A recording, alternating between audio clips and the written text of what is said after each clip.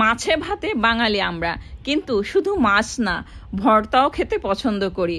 শিলপাটাতে যে কোনো ভর্তা করলে খেতে দারুণ মজার হয়। ভর্তা পছন্দ করে না এমন মানুষ হয়তো খুঁজেই পাওয়া যাবে না। আজকে দারুণ মজাদার ভর্তা করছি, চিংড়ি মাছ ভর্তা।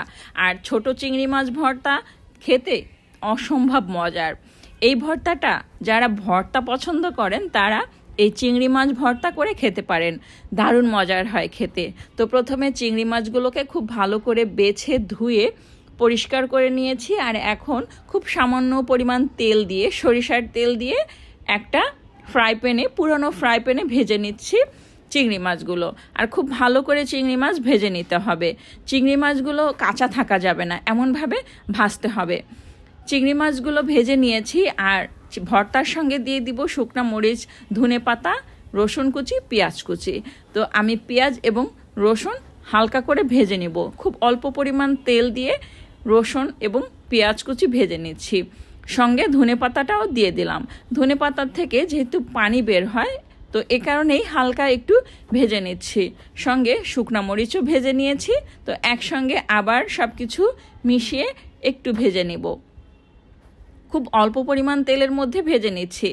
আর একটু ভেজে নিলে যেটা হবে, ভর্তাটা নষ্ট হবে না।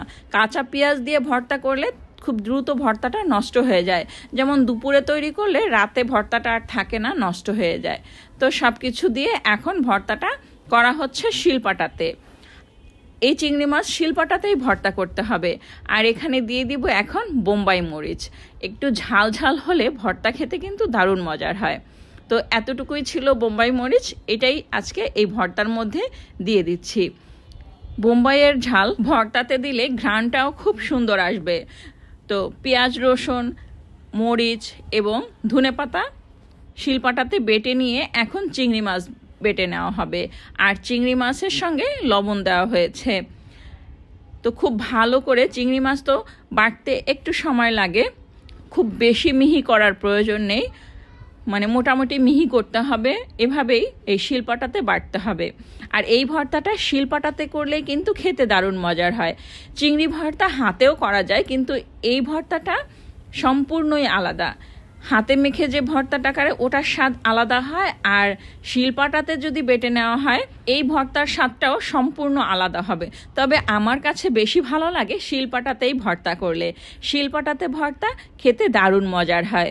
গরম গরম ধোয়া ভাতের সঙ্গে খেতে অসম্ভব মজার। তো এখন এখানে সরিষার তেল দিয়ে দিলাম। হয়ে গেল মজাদার চিংড়ি মাছ ভর্তা। আর এভাবে ভর্তা করে খেয়ে দেখবেন, পরিবারের ছোট বড় সবাই খুব পছন্দ করবে। বাসায় মেহমান আসলে এরকম মজাদার ভর্তাও করতে পারে, সবাই খুব মজা করে খাবে। গরম ভাত অথবা খিচুড়ির সঙ্গেও এই ভর্তাটা দারুণ মজার হয় খেতে। আমি আর অপেক্ষা করতে পারছি না, প্লেট ভরে ভাত নিয়েছি, এখন ভর্তা দিয়ে তৃপ্তি সহকারে খাবো।